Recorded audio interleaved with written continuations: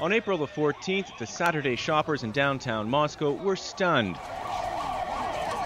With 9,000 riot police on duty, there was a surreal atmosphere of siege in the city. But no foreign army or rebel group was in sight. The police were there for members of the political movement called the Other Russia. They arrested anyone converging on Moscow's Pushkin Square, whether peaceful demonstrator or simple bystander. Journalists weren't treated with kid gloves either. Russian authorities had banned 3 earlier marches by the Other Russia. Its members accused the Russian president of creating a dictatorship by making free elections impossible next year.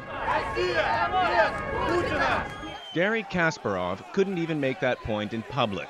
As soon as he turned up, the police pounced, pushing the Other Russia leader aboard a police van. We found an open window.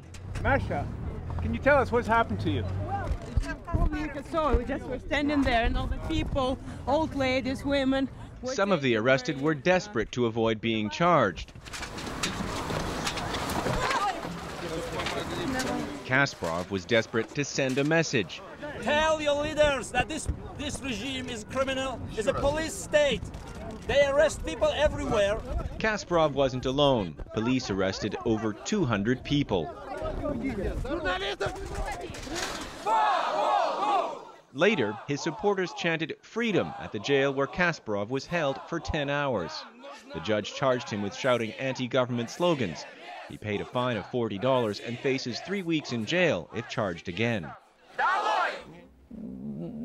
Yeah, I fear for my freedom. I fear for my life. I fear for, for my friends and colleagues.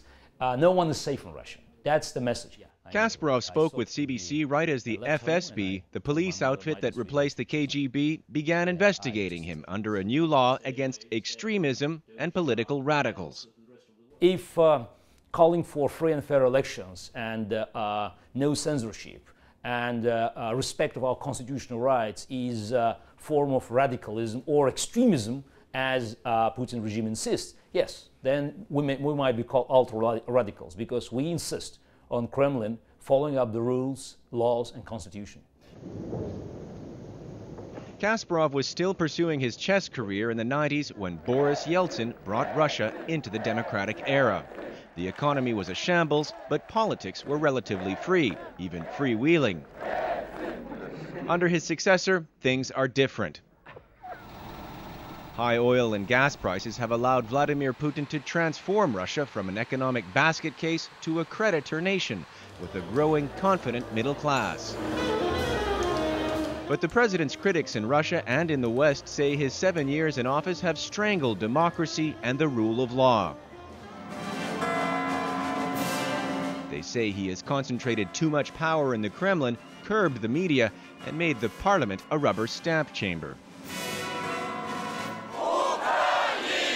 Putin fears a Ukraine-style Orange Revolution. That's why critics accuse him of trying to kill any political opposition before legislative and presidential elections. Last July, outside a Moscow hotel, the youth wing of the governing United Russia Party gathered to try to spoil Kasparov's launch of the Other Russia. Their Native American costumes were meant to suggest that Kasparov and his allies were colonialists, traders selling out Mother Russia to Western ideas and Western money. Inside the hotel, various NGOs working under the Other Russia umbrella made pitches to delegates, journalists, and Western ambassadors. Each fighting a different ill, social, economic, or political, it feels the Kremlin ignores or causes. The Other Russia is a diverse group with several leaders. There's Mikhail Kasyanov, the former prime minister and an economic liberal. There's also Eduard Limonov, a controversial writer who manages to flirt with nationalism, socialism, and almost every ideology in between. A guru to thousands of young followers called National Bolsheviks, who repeatedly perform political stunts to mock the Kremlin and prominent politicians, and who repeatedly do jail time for it.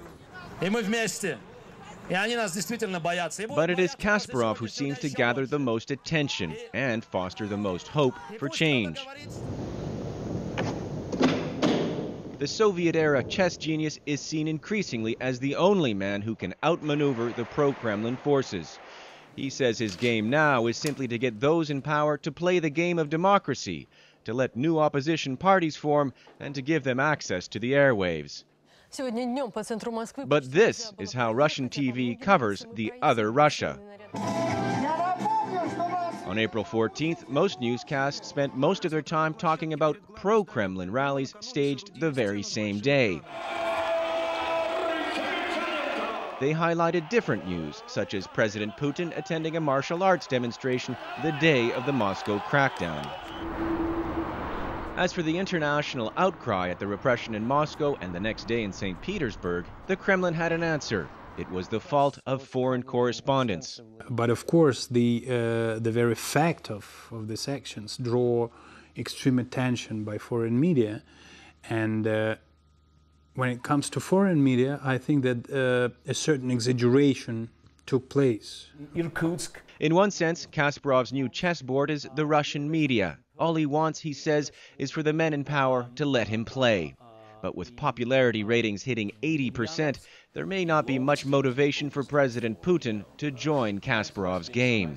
We are not hiding anything, so if Kremlin believes we are alt-radicals and selling country to the West, give us some time on television. I can take 10 Kremlin stooges.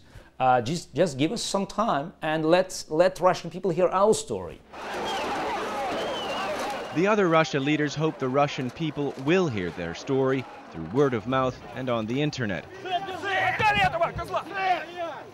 They hope that the repression against what remains really a small movement will turn more people against Putin and in favor of their cause. It may be a long shot, but so far it looks like the best shot for the other Russia. Nick Spicer, CBC News, Moscow.